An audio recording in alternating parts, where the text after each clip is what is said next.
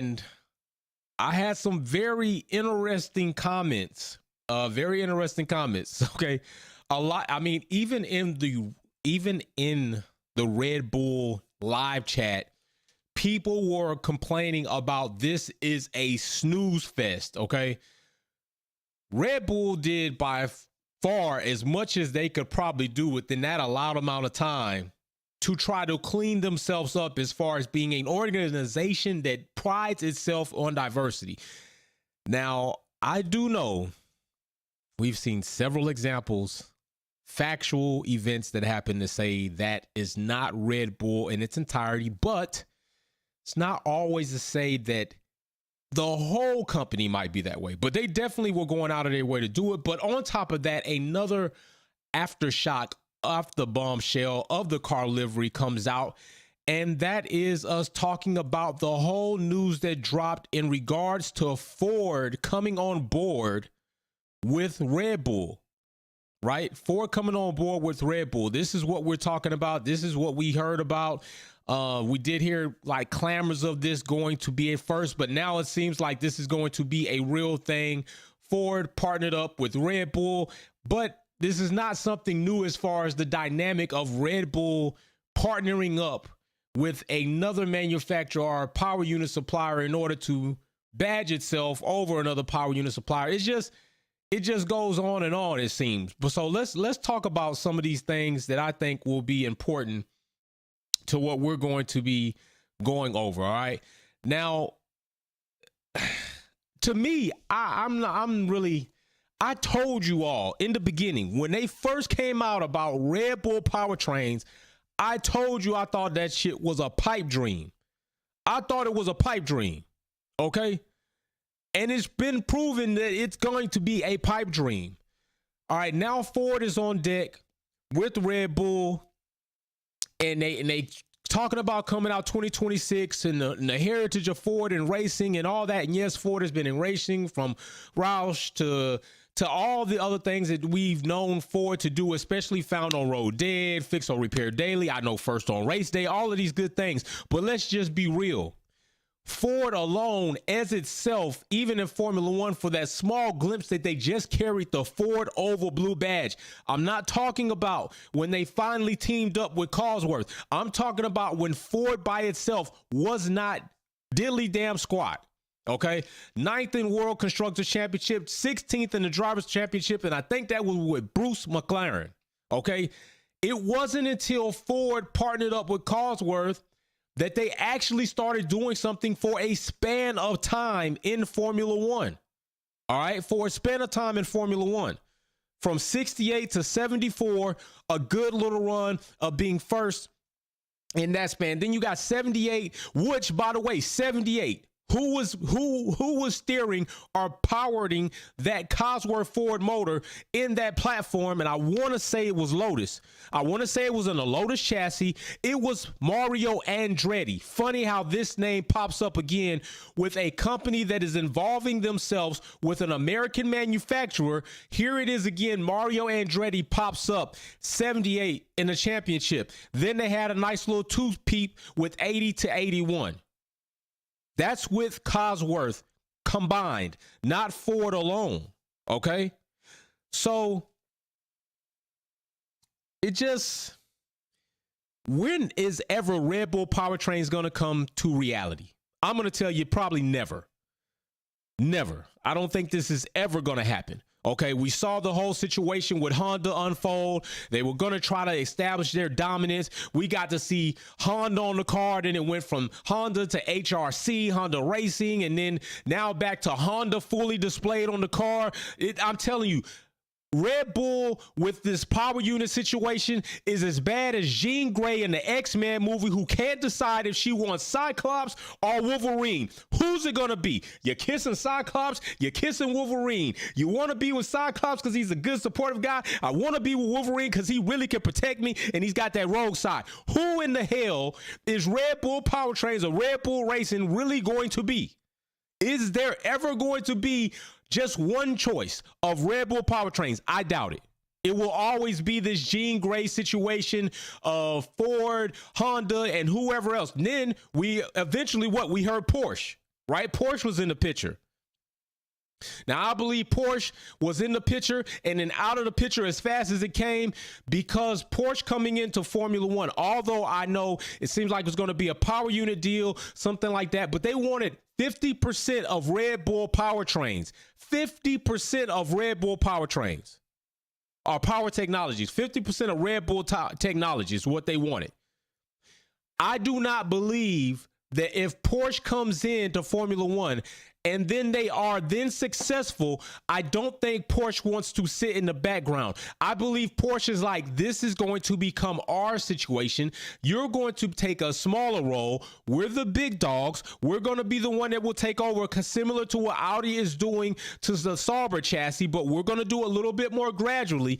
But in the end, it will be Porsche with a smaller Red Bull power drinking energy drink badge on the car somewhere. This will take on a Porsche full-on outfit. We will take full credit for winning and competing in Formula One. I don't think that set well with Red Bull. I think they eventually ended up, because of that, backing out of the deal. And since then, there has been no Porsche. And here we are now with Ford. Ford has been very successful. All right. Founded in 1958. Okay. Cosworth founded in 1958. Ford actually 1902. 1901, 2, or 3. Ford founded, Henry Ford, but Cosworth 1958.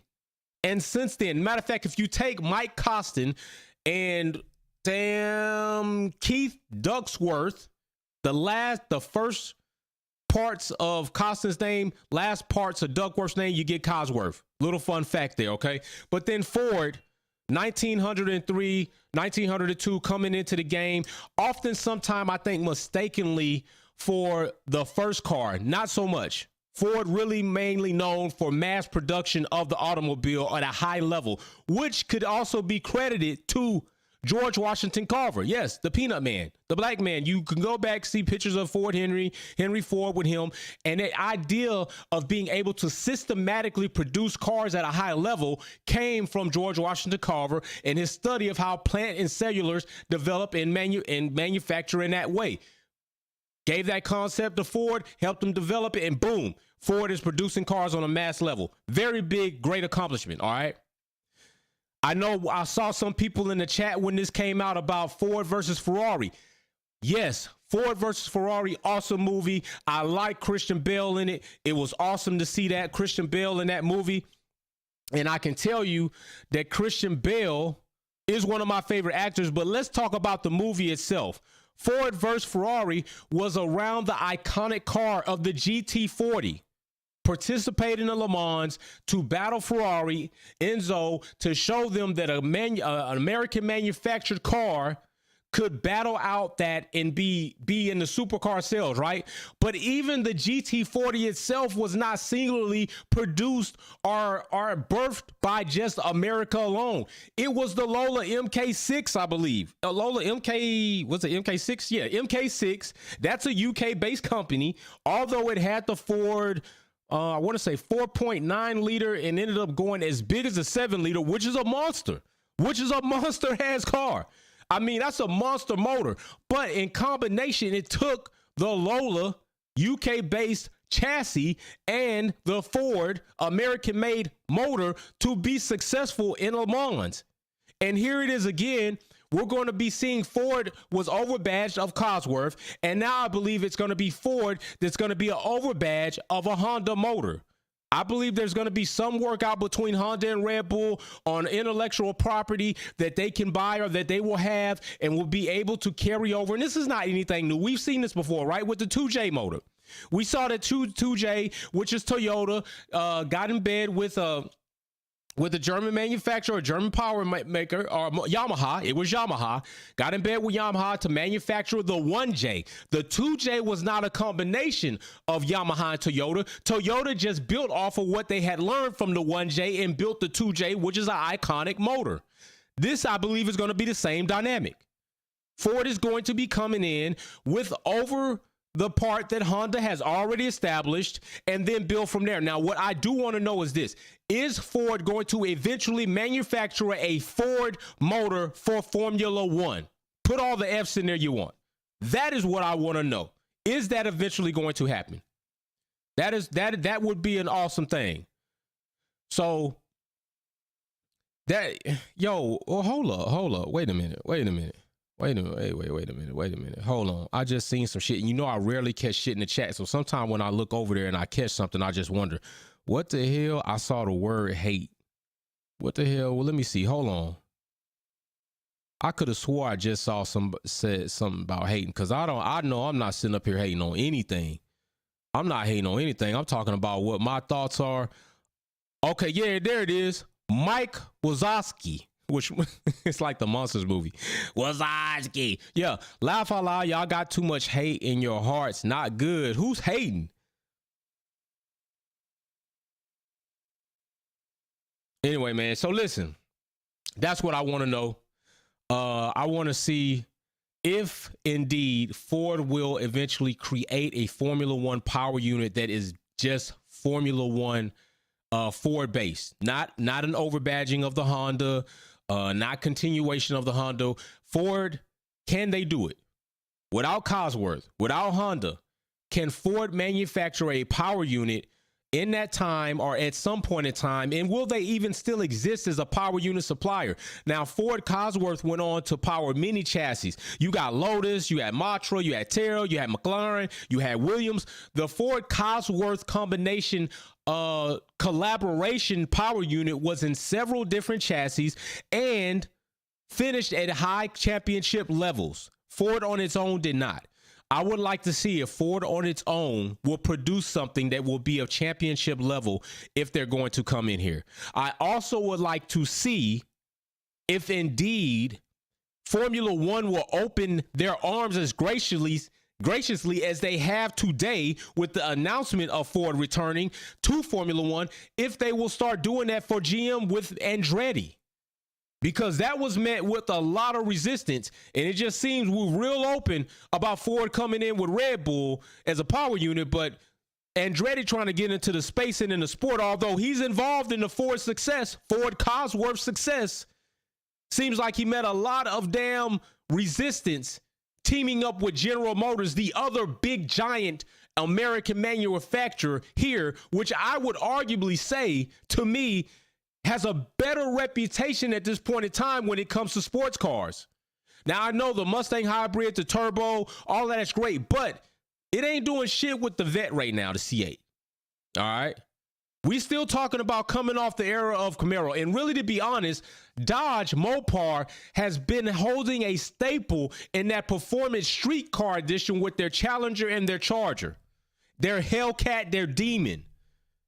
They've had their time where they've almost put GM and Ford in the background because those platforms have stood out pretty big. So are we going to eventually hear something about Dodge Mopar entering the game? I don't know. We'll see. But hey, all I can say is, yes, the unveiling was a snooze fest, and people might say you hating, but I saw people in the live chat, Red Bull fans were like, this shit's going to make me go to sleep. Big shout out for doing the diversity, but you overdid it. Just seemed like a little bit much. But hey, and diversity is really, really needed. So I'm not hating on that. I just think that with this livery unveil, I think we should have some guidelines to where if you're going to announce the car, give the audience a little bit about what's going on without giving away too much and feeling like you're giving away a big competitive advantage. Talk about a portion that you really focused on, maybe show that, and then a livery that really looks like something.